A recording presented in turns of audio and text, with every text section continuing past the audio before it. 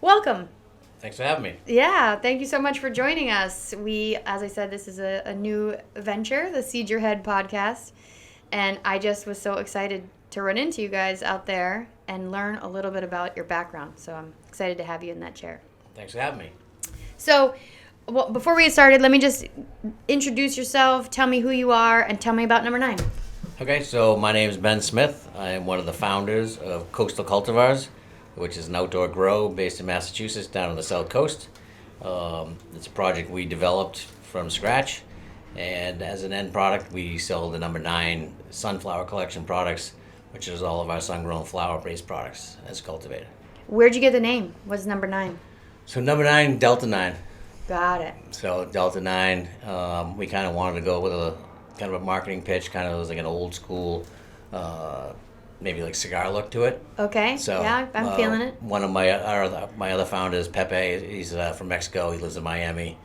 Got it. He likes cigars. Cigars. Yeah, and so he's also been in the space in Colorado for a long time.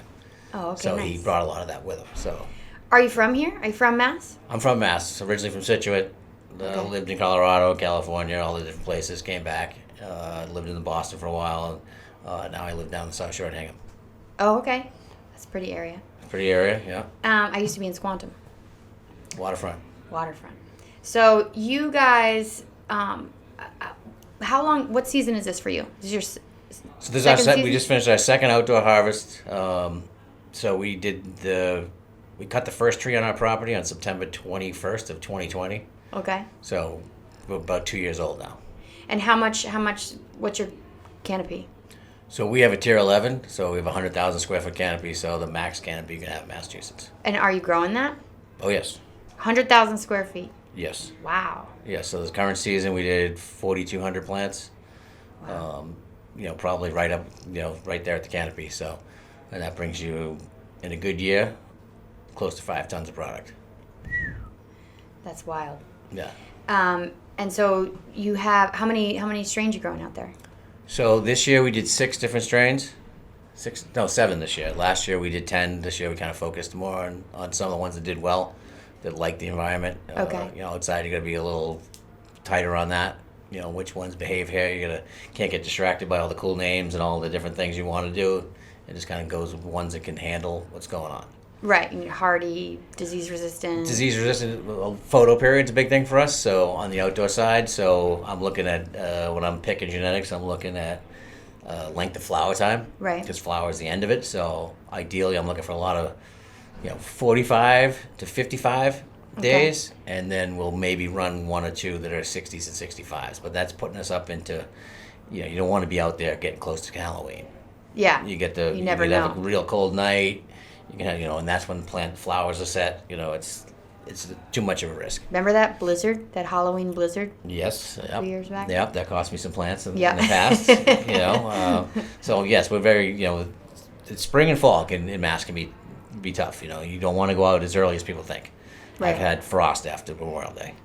Wow. So it's nice to have greenhouses. So we propagate in the greenhouses. So the nice Okay. advantage of that is we can baby them a little longer. Okay. Because essentially they're going from like a weekend in the sauna to all of a sudden you put them outside and the wind blows northeast and it's 40 degrees and they're all purple. Oh, no. And people think that's good, but that's like a sign of shock. Really? In small plants, like on the stem, not in the flower. Okay. But when you see the stems turn purple and stuff, it's probably a temperature shock thing. Yeah, initially I remember thinking that was strain dependent. There's some strains that Yes. just grow purple. There is now through breeding what people are doing Right. with them. When I first started growing, probably in the 80s, it was common thought that you had to leave it out for at least one frost, and the frost turned it purple. Wow. That's what we always thought back then. Oh, God, it's wild. And then all of a sudden you just buy stuff that's purple, because purple sells. Purple cells. Purple People sells. like So colors. people like colors. So, and I grow stuff that I like. That's one of the advantages of being one of the founders, and having a couple founders that are like whatever. And I'm like, I like sativa, and I like fruity stuff. Oh, nice. Me So too. Me that too. Most of if you look at my list of stuff, we're purple apricot, we're cherry Garcia, early lemon berry, raspberry parfait. We do Hella Jelly, which used to be called Jelly Rancher, but they had to change it, so there's Oh, like right. a blue raspberry Jelly Rancher smell to it. Okay. And so that's what I like to. Is that all of them? That was 5, right? You have So cookies and cream Oh, yeah. is our indica one we run for the indica crowd. Yeah. You know, that's some of my younger growers. They got to have that gassy kind of Yeah. indica, so they got to have that. And then we actually do Apex, which is one of those things that's marketing wise is a terrible name. But it's an amazing strain. It's a lilac diesel crossed with the Mandarin cookies. Oh, wow. But would you buy Apex thinking it was going to be something exotic like that? It makes me think of a predator. Right. Apex predator. So, yeah. Exactly. Which would have been a cooler name. Mm-hmm. I grew some lilac seed, and it took outdoor, just in a yard, and it took over. The smell took over every other thing I had, and I had Humboldt Sour D and all kinds of other things out there. So Some of them are. That one was super powerful. It's intoxicating, isn't Yeah. it? Like, imagine walking around down like rows of like 100 of them at a time.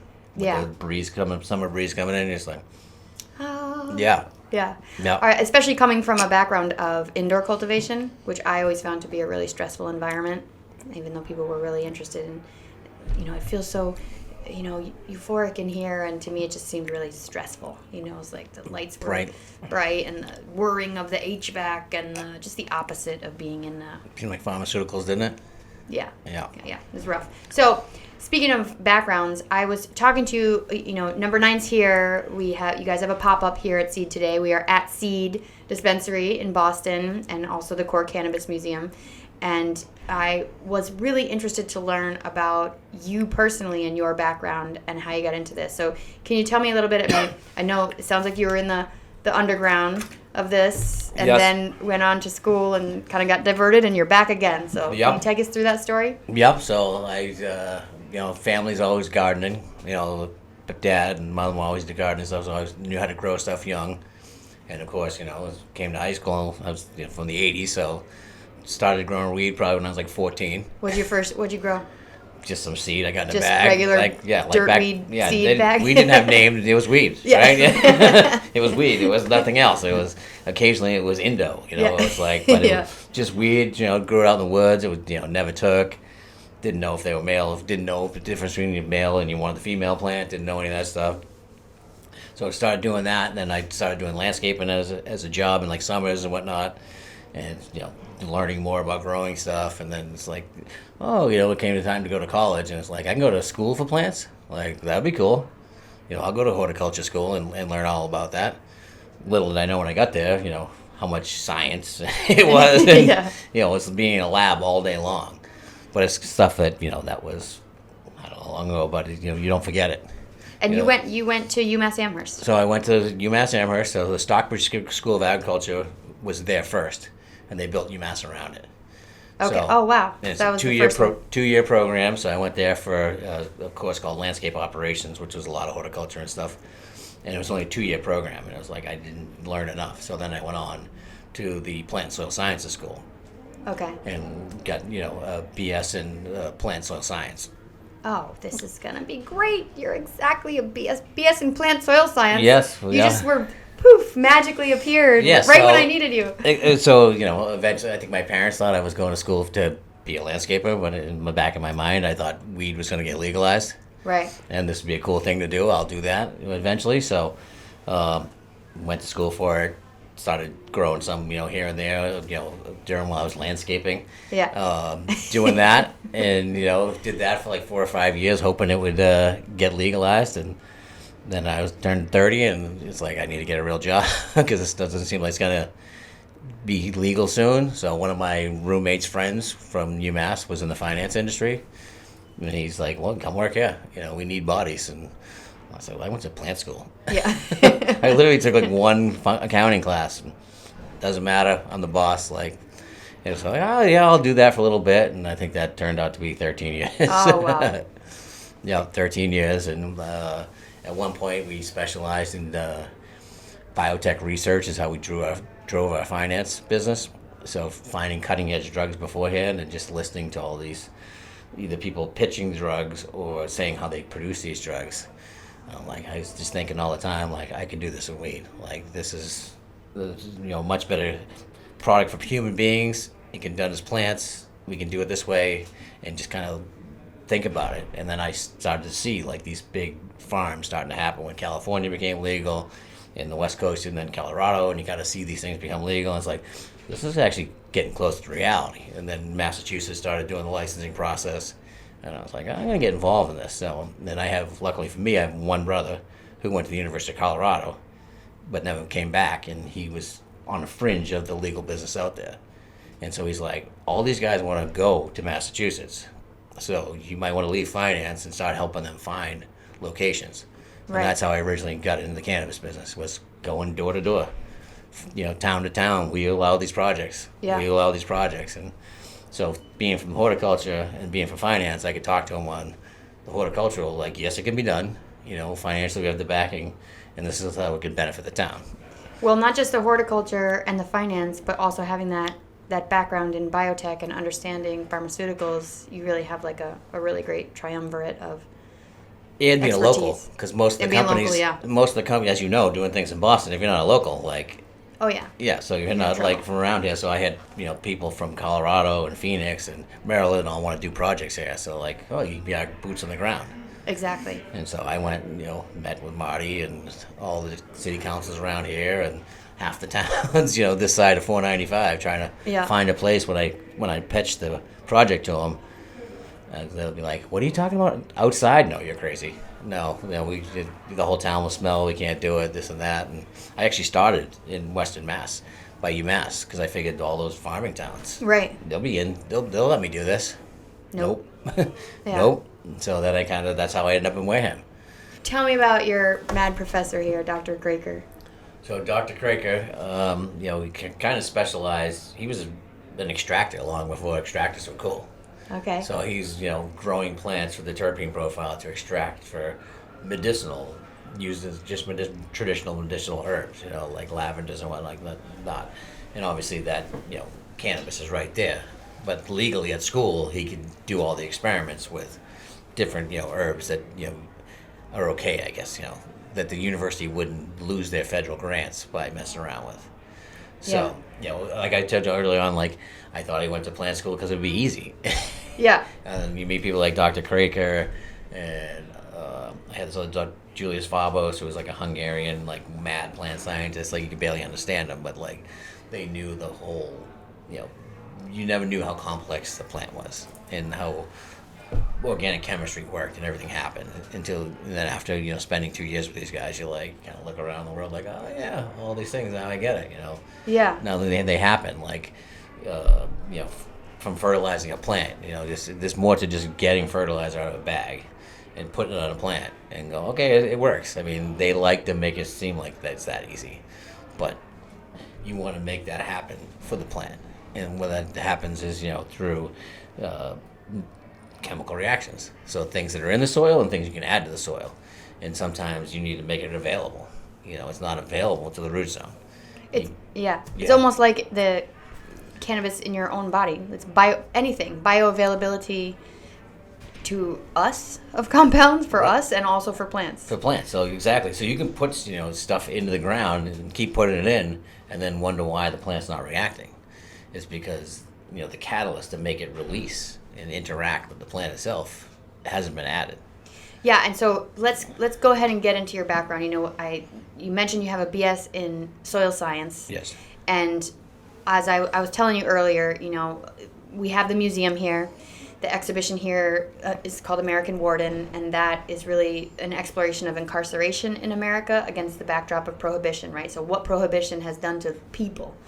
The exhibition I'm putting together at our second museum location up in Portland, Maine, is called Seed to Soul, and that's really an exploration of what prohibition has done to the plant. I often think of the plant as shackled as well as the people. And part of that exhibition is to really take people from a cannabis seed all the way through to kind of your soul when you actually are interacting with the cannabinoids and they're giving you that euphoric feeling. And what I really want to highlight throughout that process is, to a degree, the nuts and bolts of cultivation and extraction and creating products and how your body interacts with cannabinoids, but also this really more trippy and fundamental process that's taking place whenever compounds or chemicals or elements are exchanged from one sort of package to another. They're crossing a barrier, right? And so an example of this that I try to give is, in the root hairs, we have this rhizophagy cycle, right, where the roots are actually bringing in microbes and farming them, and then those microbes are able to uptake nutrients in a way that the plant couldn't without those, and now they're able to process this chemical exchange. Or at another level in the endocannabinoid system, right, you're bringing in the cannabinoids, and now your cell membrane has to find a way to pull in those cannabinoids, and they interact with your body's own receptors. And so this part of it sort of nuanced, but I love it. It's like what I think about when I smoke weed a lot, and also eat mushrooms or anything else that kind of brings you to that level. And your background in soil science makes me feel like we could really geek out on this for a while. Like I was saying, it can be in the soil, but if it's not, That's okay. But if it's not readily available, is kind of the word for it. So readily available means something can latch onto it, like the root hair can latch onto it. Yep. In certain forms, it can't. It's just most fertilizers is a piece of salt, and then they put the micro pieces onto the salt because the actual nutrients are so small. So when you look at those fertilizer crystals, most of that is just a holding agent. So it's holding it on. So you have the salt creating the chemical reaction, and then you with moisture in the water, and then dampness in the soil, is it actually making it readily available? Is cation exchange happening? And Can you explain cation exchange for people that don't understand that? So cation exchange is about like protons, negatives, positives, and stuff like that. It's charge of the salt that's helpful too, right? Charge of the salt. So you need something to make those cations exchange or react or lock together. And a lot of times, it's simple things like, mycorrhizae and stuff like that make things easier for the plant to digest or use. So it's just because it's there doesn't mean that the plant's using it. And how do you manage that in your own processes? Like, what ways do you have unique ways? Do you have particular brands or products that you think have managed that exchange in a better way than others? Yeah, there's definitely, being CCC licensed, like what we can use, right? And what we can't use, is very little. So we use as natural as possible, and on that, we use just like a naturally grown mycorrhizae, like they grow it that way, and by adding that to the soil inside that is makes it the cation exchange capacity makes the readily available. So all of a sudden you're not watering it, and it's just passing through the pot and going through. So all the money you spend on fertilizer could just wash right through. So that mycorrhiza, you're basically tripling and quadrupling your root system. Right, and the mycorrhiza is like feeding like the microbes that are naturally occurring in there. And the microbes could be helping release certain things. Maybe it's sulfur or whatever you're looking for out of that potential amendment you're putting in there. Well, and speaking of that, so everybody talks, we always talk about NPK. Right? So we have these 3 basic elements that we know the plant needs, but there's a lot of trace elements that those are macronutrients and there's micronutrients. Yeah. So like a lot of people don't realize, yes, NPK is good, and people are like, I need nitrogen for vegetative growth, I need phosphorus for flowering and potassium, but you realize you also need sulfur and sulfur, copper, aluminum. These are all other things that create certain things. Silica is a huge one. We use a lot of silica, and silica helps build cell walls. Okay. So for when we're stacking on big buds, you don't, it builds the cell wall from the inside. So that's how we get these big stalks. So when the wind's blowing and whatnot, so the plant's stressed. So its reaction is based on the silica. I better make my stalks stronger so I can support the top of itself. So, and that's particular for your operation, especially because you're growing monster plants. That picture you showed me was those are 12-foot plants, 12-foot monster plants, and they need to be. We trellis them a little bit, but they need to have their own internal structure to be able to carry that weight. Like those plants are 6 to 8 pounds. Some of the buds on them are, almost a half pound. Wow. So you think about it, it's a seasonal plant that grows in one season that can actually grow big enough to support having something like that. And especially where we grow, one of the reasons where we grow and why we grow there is because I want that constant breeze, stress in my plants. because of plants' reaction to stress, what they stress out, they create terpenes and cannabinoids, and that's, as end users, that's what we want. So the actual breeze, the wind it increases turgor as well, right? Is that the word, turgor? Turgor, the turgor pressure, that's with the water content. Yeah, so you have a nice stiff plant that can really exactly withhold a lot. So if you don't have a breeze, you just get it's almost like a muscle. If you don't use it, it's constantly fighting it against it. So that's where we are in the bay. So we get the constant breeze out of Buzzards Bay, and just constantly pushing the plants. It dries them out, so that it cuts down on like microbial activity on the inside. Right. So it's multifaceted. So I get drying effect, but I also get the stresses on the plant. Do you get anything brought in from the sea that you wouldn't normally get inland? That might be changing the chemicals? Yeah, I mean, there's probably salt in the air and stuff like that. But we're not like right there. It's like 3/4 of a mile. But that breeze, when you feel it and you smell it, it's coming right out of the ocean, right? So through the pine forest into the ocean. So if I didn't invite you, you got to come check it out when it's in full. No, I will. Full operation. It's definitely, if you're into cannabis, it's like Disneyland for cannabis people. I love it. You can go up and down the rows for hours. And how else do you stress plants? Like if you're trying to push terpenes and... So I can maybe not give them a lot of water. Say maybe I water them every 12 hours, and then I know some hot days are coming towards the end, and maybe I'll make them go 16 hours without water. And is that changing profile or yield? So that's changing profile. Okay. So that's what I'm mostly, yield is more of an operation of like the soil and the amount of stuff you're putting into it. With the sun and the wind and the stresses like that, so heat and dryness and stuff like that, I'm trying to push more terpenes. But terpene profile, I guess I should say terpene profile or terpene yield? Terpene yield and profile. So okay. Plants usually have theirs, and I think through using different soil mixes, you can create different ones. I don't know anyone's dialed that in yet. Yeah. But we get a pretty diverse terpene profile. As you see, when a basic COA has like 27 of them on there, we're going to hit 5 majors and then have a little micro trace in like almost all of them. Okay. So even some of the real rare ones. Nice. And I think that's Professor Cracker. That's what he told me. It's the sun. And he was the one who told me outside is when you get red. You get your red spectrums at night. And he's like, I've been doing experiments just in the greenhouses with tomatoes. And what I'm doing is I'm increasing the red spectrum in the greenhouse to mimic outside. At night? At night. Interesting. The sun's still, even on overcast days, it's coming through his thing. So even those days, so the sun and... So that red at night is going to boost terpenes? Certain terpenes. That's what he's been working on for his... I don't know how many theses he's written, probably, but it's probably a new one. But that was one of the first things when I got involved with him. He was like one of the first tips. What have you discovered any things by accident? Like I know last season we had a ton of rain. Was that last year? No, 21. 21 we had, yes. With July we had 100-year high in rain, and in September was a 75-year high in rain. And so now you had all these plants in the ground, in the dirt. In the dirt, yep. With some of them underground. Underwater half the month of July. And when it rains that much, there's not a lot of sun. So I had stuff that started to flower in like early July compared to August. It definitely affected the yield.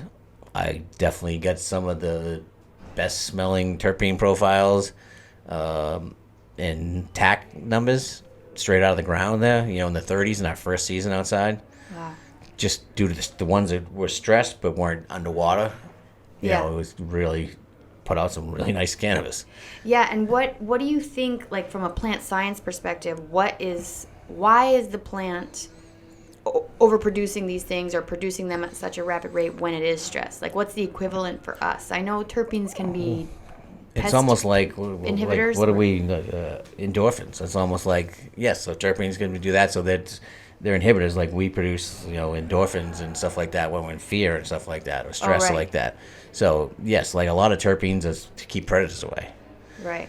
But there's also ones that protect the surface of or antifungal.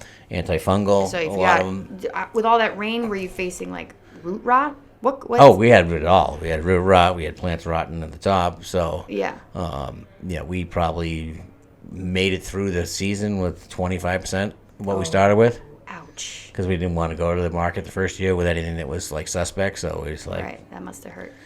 it was tough. Yeah. Yeah, it was definitely tough. It was definitely, it's the cannabis business is not easy. But at least you had 25% of like banging terpene high yield bud that you got to just not go to market with. So just No, we took it to market. Oh, you did? Yeah, Okay, yeah, good. yeah. So I think you guys had some from us last year in our first year. Oh yeah. So That was, God, that it was good. last There just year. wasn't a lot of it. Like the raspberry parfait we grew. We didn't grow a lot. It was one of those ones where we'll see what happens with it, and people loved it. But I was sold out we harvested November and we was gone by January. So then Right. people were like, when's it coming back? I'm like, talk to you in November. See you next year. Yeah, see you next year. So we grew a lot more of that this year. And do you have, so this year, rain be damned, you guys are in pots. We went to pots this year. As that's a kind of a financial decision to we could mitigate any risk from flooding like we had in the field in the first year. And so what sort of, you're using this particular soil? Yep. So we went with 50-gallon pots for each of the plants, and so we wanted to use an organic soil that's coast of Maine. So they make one called the Stonington Blend, Okay. which has a lot of recycled, like from the blueberry industry, a lot of stuff recycled from the seafood industry, like crab shell and stuff like that, which yeah. are really high in like trace minerals. So, the plants really respond to that. I was worried about them not getting big enough, just being in a pot, because kind of the roots usually go to the sides, and that's kind of the top will be the same. Right. So but they actually got wider, and so I figured I have a 3-foot pot, I'll have a 3-foot wide plant. Is usually kind of how it works. But being outside and having free range, free roam, they got bigger. So normally you'd say if you had a 3-foot diameter pot, you're going to get a 3-foot plant. That's the relationship. I like to between think about root like a dumbbell, Yeah. so the root system. yeah. As big as the root system, the top should be the same. So they're even. Like they kind of like trees are like that. Yeah. So as wide as a tree is, if you're think you're gonna dig under a tree, you look up above you and say, well, the roots are gonna be out here. Right. And so there's substantial roots there. So you need what's below the surface is more important. Everybody focused on the flower and what they look like, but what you want to see is those sexy roots. Lots of fibrous, small roots, and like very white. The year we had all the rain, all the roots were like a brown, almost like a rot color. Right. They were still alive, but like a nice when you take those clones and cuttings, they should be like white. Yeah. And so now when you have the plants I just saw, these 6-foot pots 6-foot plants in a still a 3-foot, right? Yep. So what's happening? I mean, my guess is that the density of the roots is much more. Yeah, like They're just crammed in a smaller space, but they're there. they're there. So those pictures of those pots, Yeah. you picture it's all soil, but at the end of the season, it's all roots. The whole thing is a mass of roots. Right.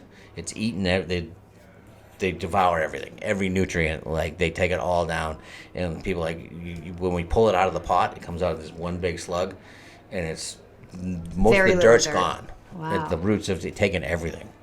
They eat Wow, everything that's a out of trip. it. Yeah, it's like, oh, we'll just pull these out because we're thinking like reusing them and everything, but the roots they go into the pots.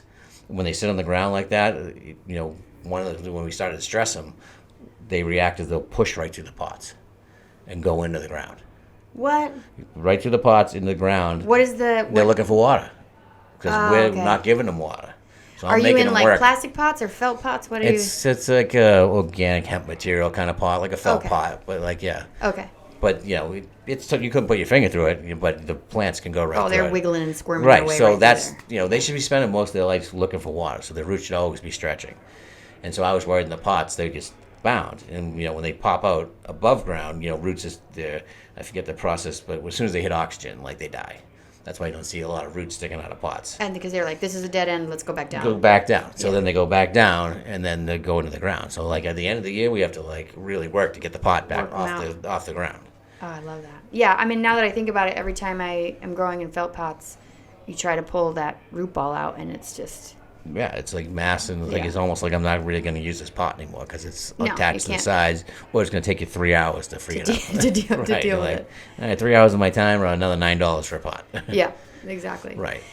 So you said you used this particular soil, which you chose because it has, the crushed up crustaceans and all those Right. minerals associated with that and elements, and then also the What was the other component in there that you liked? Oh, the blueberry Yeah, so like the trimmings from like blueberries and whatnot. So okay, and then so that makes that unique and yeah, it's a sort of recycled preference for product. you. You know, we try to keep it. You know, as one of the things from growing outside is clean and green. You know, as we can. You know, the reason we chose the soil because a lot of the stuff we need is already in there. And even though they're big plants, you know, we did a little research, figured that there's enough in here to sustain them through the season, and we'll maybe have to add some amendments during the season based on what happens. So some nitrogen is like really readily available. So if you get rain for a long time, it's gonna wash it out. So the plants are in their vigorous growth stage; they need that nitrogen. So you're gonna have to put it back in. And are you just putting that in its elemental state, where the carrier, a salt carrier? Or? Yeah, so we'll just we mix our own nutrients. So one of the advantages of being in Wareham is a big agricultural community. Like, there's plenty of places to be able to buy like bulk. We obviously need a lot for a size of operation like us. We need pallet loads of stuff. So, we can go out and buy like a base, urea based nitrogen to supplement that when we have to. And is that derived from something, urea? Where's that coming from? Is it a natural derivation? Is it synthesized? It's like a synthesized product, so we try to use as little as possible to use it. It's one of the things you got to be really careful about when you're adding in these products is make sure you have them tested first, because all my product has to go through an end test with metals. Oh, and yeah. When you're introducing a lot of artificial fertilizers, you got to be careful because some of the stabilizing units or like the salt they use, they could be using something else to hold it together. All right. And you don't really know about it. It might say it's OMRI listed, but that's only for like non-food use. So that's why I really don't like to put a lot of stuff in there. So I know the Coast and Maine stuff has been organic and tested for all these metals and whatnot beforehand. And so your hope is to get through and barely have to add anything. Additional nutrients. No, exactly. Do you do any boosters at the end? Anything beyond stressing to boost your terpenes or cannabinoids, or are you just going for it? Hopefully it's in the pot, and it's getting it out of the ground. Hopefully it's in the pot. Hopefully it's in the pot. That's a good tagline. It's in the pot. And the end product pot, too. Exactly. But, yeah, we don't want to try to keep it as natural as possible. We're not shooting for the highest THC, that kind of stuff. I'm looking more for those sun-grown terps and that flavor and that clean smoke. I think you can definitely notice it between indoors and outdoors. It's a smoother smoke. I like smoking. What do you attribute that to? Why do you think that is? My opinion is that even though you can flush the indoor plants, 2 weeks isn't really going to flush out 6 months worth of stuff. Okay. So back in my early days of cannabis, I had these guys tell me, some Jamaican guys that I do, that I showed them some hydro weed, and I was so proud of it. It was like big green fluffy bud. And they say, no good, man. Give you fuzzy head. I'm like, what'd that mean? And they're like, the chemicals. That's why it's so pretty. Like, Jamaican cannabis, not pretty. Nice high. Yeah, okay. And I was like, okay, all right. So you shit on my $100 pot. Yeah. But then after a while, it's like, sometimes you get that like fuzz on the side of your head. People call it headband. I don't know. That's my thought. Because if the plant grows in that solution, like its whole life, it's in there. Like 2 weeks of just only giving it water. Yeah. Really, it's not going to flush it. It's in the cell walls. It's in, It's what it's made of. It's what it's made of. So if you give it like a natural thing that it's going to do naturally, through its making it readily available, the stuff that's in there, whether it's, the lobster shell breaking down, and that's where the plant's going to get its calcium from. Like, that's the kind of science that I want to do, not Miracle Grow. And you said you experimented with hydro. Can you just explain? I know we know the difference, sort of, what hydro is. Just to simplify it, it's all about readily available. So rather than the plant have to go through the process of breaking down all the nutrients and waiting for these chemical reactions to happen, that solution has already happened. So it's in a readily available form, so the plant can just uptake it. So it's like a lazy plant at the end of the day, like a almost. Yeah, and it's been grown in a solution of chemicals. It's like being on a feeding tube and expecting your digestion to. That's a good analogy. Yes. Okay. And so at the time it worked, and because it was illegal, we all know like costs had to be managed, so it cost a lot to grow it inside, so you had to like hype it up Yeah. So you can get the $4,000 a pound for it. It's like, this is hydro. Right. So I put a is lot of fire, extra work this in is it. hydro, yeah. It cost me a lot of money to do this. The end charge is coming back to you, the consumer. Yeah, I love that. Yeah, Make your head fuzzy. Is that where headband comes from? I think so, but Wow. this was from these Jamaican guys I work with in the kitchen down in Nantucket. They Yeah. were just like, give you fuzzy head, mom. I love And it. I was like, oh, okay. At first I was mad, but then I was like, I've smoked weed like that, where you're Yeah. initially high, and then all of a sudden you just kind of like get this like side kind of fuzzy like feeling, and too many chemicals. Too many chemicals. Back to the dirt. Back to the dirt. And I was like, Yeah, all like right. we all go. Yeah, exactly. All right, so I have really appreciated, just you being able to deep dive on these subjects. I was Yeah. amazing. But I have some general questions for you. Just Sure. like some stuff that, I think you might be really interesting to listen to about. And I've been sort of asking everybody. So the first thing I want to ask you, especially having been in it for so long and in all these different aspects of industries that are related to cannabis, what frustrates you most about the cannabis industry? Oh,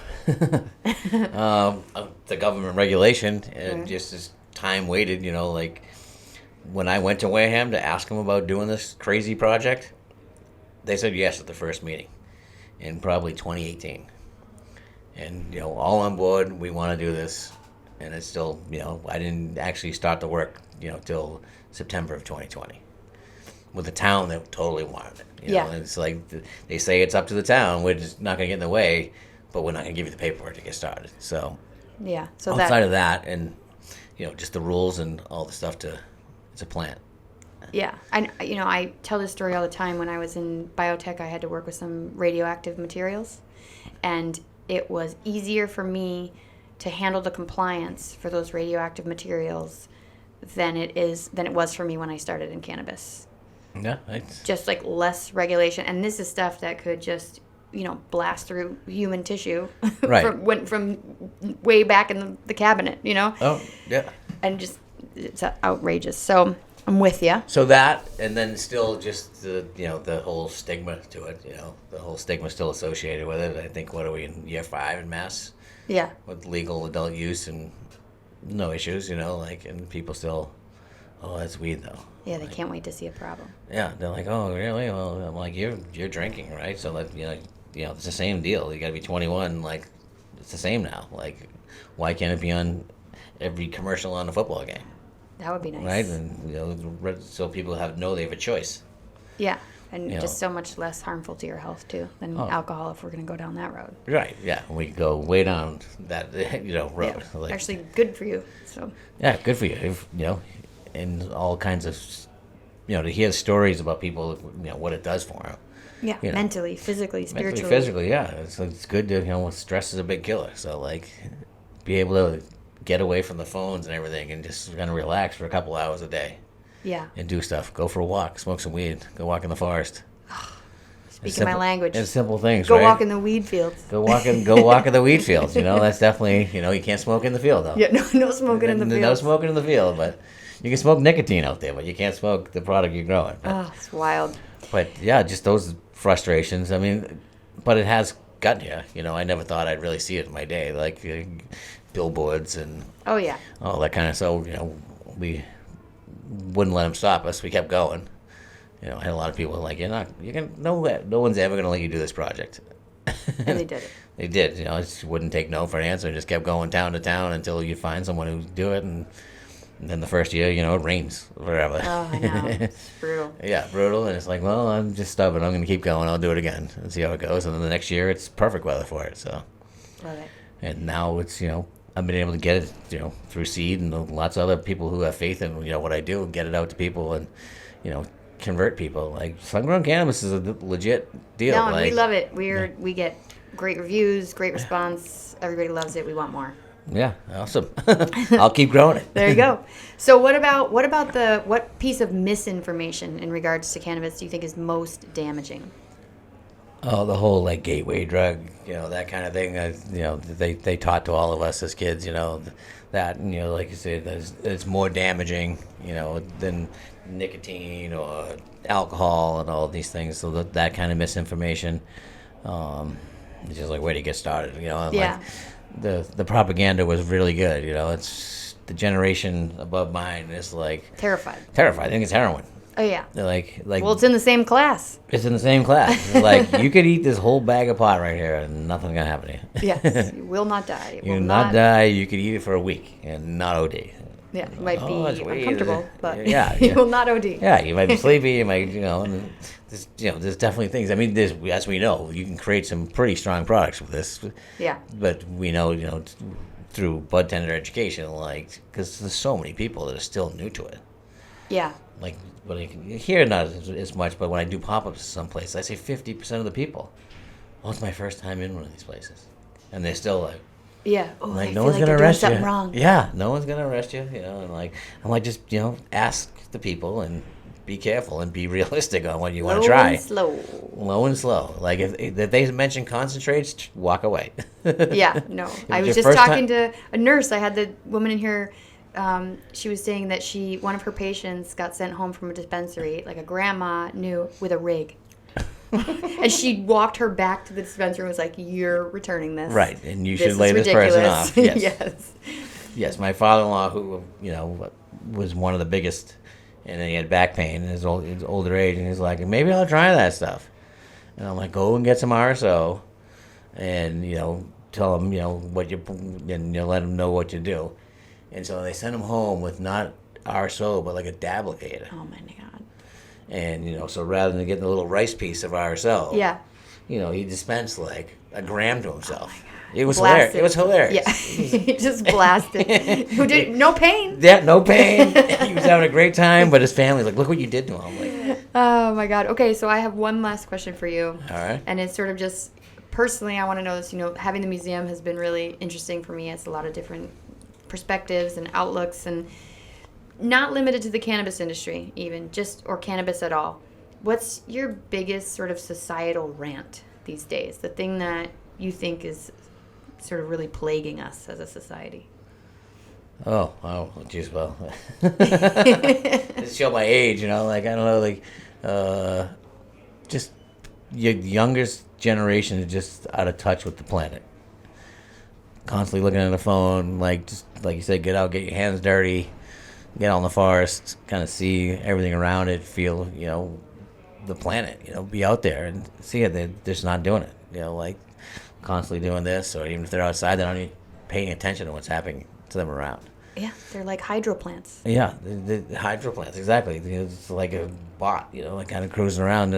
This doesn't tell them to do it. It's like, oh, you see those plants? You know why the birds are doing that? Like, okay, Yeah. you know why the breeze is coming up like that? Because the low pressure coming because of the the wind. See that over? Oh, look at that. Yeah, how do you know it's gonna rain? Yeah. Like things that like I don't know. Like my dad and everybody taught me like you should be able to read what's going on. Yeah, And no, it's, definitely. I have 14-year-old twin boys, and it's kind of like a struggle to teach them, and like their friends, it's like they tell them, and the kids are like, "Where do you learn all this stuff?" And it's like they have obviously younger parents, I guess, than me, but like just like teaching like awareness. I love that's might have been my favorite. Yeah, you gotta learn. We gotta live in the world we live in. Right, and interact, and you can see what you're doing does to it, and just I forget what the Japanese call it. Like when you're stressed, like go out and walk in the forest for 45 minutes. Yeah, they have a particular word for this. Like They have all these cool words. Onchinriki or something like that. Yeah. And it's like smell the forest and like those terpenes are really and go like get away from it. And it's a real thing. No, my remedy for everything is to smoke and run. Smoke and run. Outside. Yeah. Like just out. And that's what I was talking about with a bud tender yesterday. It was a personal trainer. It's like cannabis is a great way to get through the hard part of everything. So like, oh, I'm gonna go for a run today. It's raining. That's gonna suck. All right, I'm gonna smoke this joint. Rain. Rain. Rain and then feels awesome. then after 10 minutes, the high kind of wears off because you're really working hard. Yeah. But then you're 10 minutes away from your house and you get a run anyways. Yeah. Or you're already at the gym working out and you're like, oh, I might as well finish. But it kind of gets you through those kind of things, and definitely used in the right situation for all kinds of Well, and things in cannabis life. is good for that awareness. I mean, even the more, I feel like that's what hallucinogens do. They make you like a baby. Like you're like, oh my God, this is amazing. Look Like- at this thing, and what? Yeah, what's this You know? made out of? And yes, Yeah. yeah, it definitely brings that on. It's like, and sometimes it's kind of like to the point where, I don't know, some of the stuff, you ever start like 4 projects and never finish them? Yep. I'm gonna do This that. is one of those. I'm gonna fix that. I'm gonna do that. And, oh, look, I gotta do that. Yeah. So exactly. Like that's good. I'm a baby. Like it's good and bad, but it's good like to take some of the time of the day. Like stress is bad. Lift your head above the water and just be like, oh yeah. Oh yeah, look at that. I don't have to choke a little, all day long. Exactly. Yeah, and so it's Well, I love that one. Awareness of what nature can do for you, and just to see what plants can do. Like those plants I showed you, think about that. Like that was germinated maybe like May 10th, and in 4 months it grows 10 feet tall. That's this big. Wild. You look at some of the trees that grow around here; they take years to get that big. Yeah, no, it's an amazing weed. Yeah, it's an amazing weed, and one of the things I always say, it's a weed. Don't mess with it too much. You just let it go. It's in the genetic code from the minute it comes out of that seed and germinates. Yeah, it's like what we say about children. You're not a sculptor. You're a gardener. Right. You're a farmer. Yeah, they're already what they're gonna be. Yes, you just have to let them grow, not try to make them do a bunch of things. You see the indoor guys, messing with it too much. Yeah. Stop, get out of there. Get out of there. Stop stirring the cake. Get out. Let it do its thing. And that's what outside, that's the advantage of outdoors. Like, they know what to do. They've been here a lot longer than us. Yeah. We're just we're a gardener. Give me water, bro. And it's all and light, water and sun. Yeah. That's all we need. Okay, it hasn't rained in like 2 weeks. I need some water. But otherwise, I got everything else. And let them do their thing. Well, I can't tell you how happy I am to have met you. I mean, this is like a delight. Okay. Seriously, I started talking to you. I'm like, this is going to be great. I came in. I said, we're going to love this guy. I love it. Number 9 is great. Great reviews. Let's get you in here often. Yeah. I mean, I love coming in. Fridays, so I've become friendly with some of your bartenders, like Kevin. I met him at an event somewhere else, and just good people. And, you get some cool people coming in. Definitely. A lot of places I go to, when they say the pop-up, they're like, ooh, I don't want to talk to that guy. Yeah. And then you're like, you like weed? And a lot of times I just like icebreaker. I'm like, you smoke joints? I'm like, hell yeah. I'm like, well, that's why I started this company. Let's smoke some joints. Let's talk about smoking joints. What kind of joints you like to smoke? And before we go, tell me about that joint pack I saw out there. Okay, so we just came out with a new product. It's called the Doob Cube. It's a half ounce, so 14 1-gram joints, 4 different cultivars. And the range is, I call it an all-day pack. So there's 2 sativas, early lemon berry for breakfast, raspberry parfait to get you through that middle of the day. So the sativas. And then as you wind it down, we switch over to a purple apricot, which is a hybrid. And then for nighttime, you go cookies and cream, which is a heavy indica. It's kind of that vanilla-y taste, kind of lull you to sleep. And the box is cool. It's a reusable box. It's got a airtight lid on it, so you don't have to take down 14 of this. You could buy it and have it for a couple of days. Yeah. I mean, they were great for Valentine's Day and party season and whatnot. We should put them in our sex box. We have a sex box. All right. Stash box. Right? Yeah, it's been a huge hit. People like the variety. I think is what they've been looking for. So we're gonna offer more. Our 5-pack. We're gonna offer variety now too. So. But it's, number 9 is mostly a joint company. I'm going home with that half ounce. Oh, you'll be psyched. But I'd say do you like indicas? I do, but I really am a sativa kind of girl. So go with the early lemon berry first. Okay. Or well, it's not that late. So I guess raspberry parfait, but it's kind of like, I tell people, this is not a nighttime weed. Unless you want to go out dancing and go. But you got the cookies and cream in there to They can go for the cookies right afterwards, and the purple apricot is like a exotic, like purple. It's a purple punch cross with a legend apricot. Okay. So it's a purple punch orange kind of thing. So it's like sweet and funky like an apricot. Yeah. And it's a nice buzz, But both of the high in terpinolene, so it's like focus. That's one of the terps that we've really done a good job at maximizing. That one. We were just talking about the focus benefits. Terpinolene. Last week when I was here, I was talking to a gentleman came in and he said he works with autistic kids. And I started talking about terpinolene in focus. He was like, how much focused? I'm like, try it. See how focused you get. Yeah. He's like, can you strip the terpinolene away from the THC? I'm like, 100%. Yeah. Most of the extractors pull the terps off because they're so delicate. Yep. Then they'll mix them back in. So, but yeah, terps. Medicinal on their own. All about the terps. Awesome. Well, Ben, thank you so much. Thanks, man. All right. We'll see you soon. Yes.